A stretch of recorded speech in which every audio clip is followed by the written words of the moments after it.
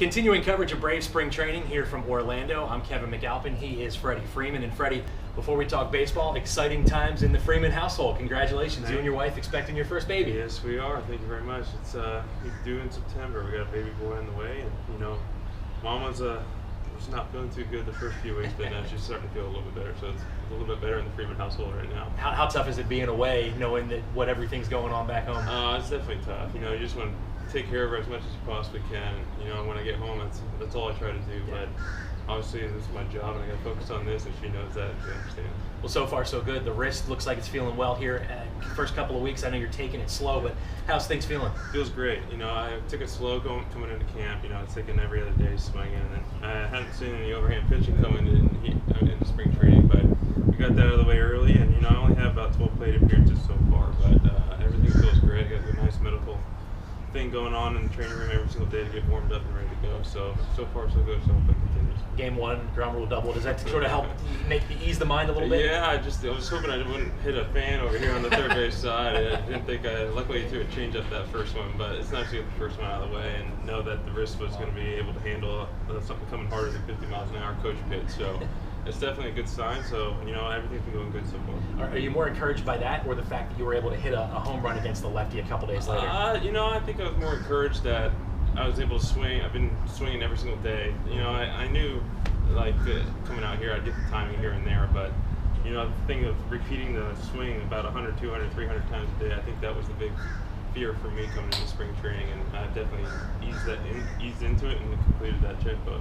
I know you don't want to dwell on last season, but how frustrating was it for that wrist that, as you kept saying, it wasn't getting any worse, but it just wasn't getting any better? It was definitely tough, because when you play all 162 games in 2014, that was the hardest part, coming into not being able to physically go out there and play and perform at the level that you expect yourself to do. And coming in, once that swing I took in June, it just never felt the same.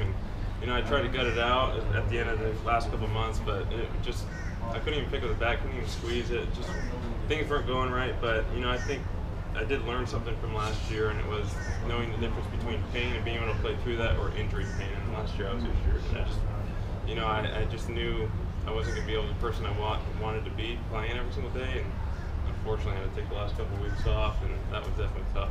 You're a tough guy to keep out of the lineup, but is that something that you feel like can benefit you this season, knowing that you didn't try to continue to push it at the end of the year? Yeah, I guess so.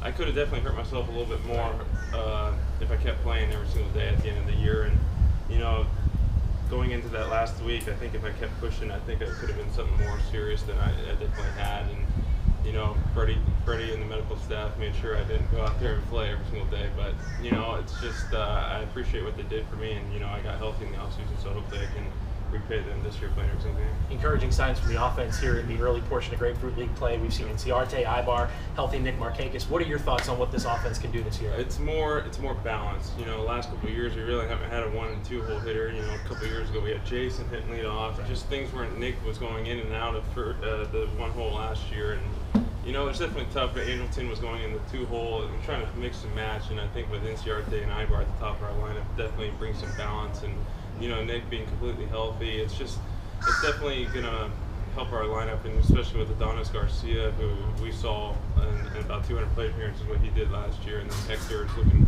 a lot better in spring training. So hopefully we can all put it together and score some more runs, because we didn't score very many last year. I talked to Julio a few days ago, and he said he's starting to feel like the old man in the clubhouse. Are you starting to feel the same? I mean, you're one of the guys that's been here the longest now. Yeah, longest Brave, but luckily we got old guys like AJ Brzezinski and Jason Grill in the clubhouse that would definitely make you feel young. But being here and seeing the changeover, it's definitely a little bit weird seeing only Julio and I from a couple of years ago. But we do have a good mix of veteran guys with the young guys, and we got a lot of prospects in camp that mix and match with the veterans, and we're learning a lot. So hopefully we'll see some big league debuts in the season this year, and hopefully they can help us out. Well, Freddie, we appreciate your time. I know you got work to do. Yeah. Best of luck with the wrist, and we'll talk to you down the road. Thank you. Thanks, Freddie. Thank you.